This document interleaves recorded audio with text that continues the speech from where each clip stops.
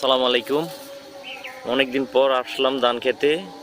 তো আমার মুরগির কিন্তু খাবার আজকে দেখি নাই। তো আমি অন্য একটা কাজে ব্যস্ত থাকার কারণে মুরগি দেখি যে খাবার নাই। তো আমি হঠাৎ এখন খেতে চলে আসলাম। এখান থেকে কয়টা ধান আর কি নিব যে মুরগি দেওয়ার জন্য। তো এই যে আমি এখানে অল্প কয়টা আর কি নিয়ে আসলাম মুরগির জন্য ধান। দেখি স্যাম্পল হিসাবে আনলাম বছরের প্রথমবার।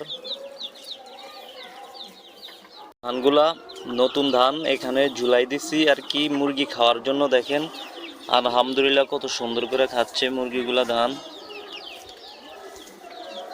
অনেক দিন পরে কিন্তু ধান দিছি।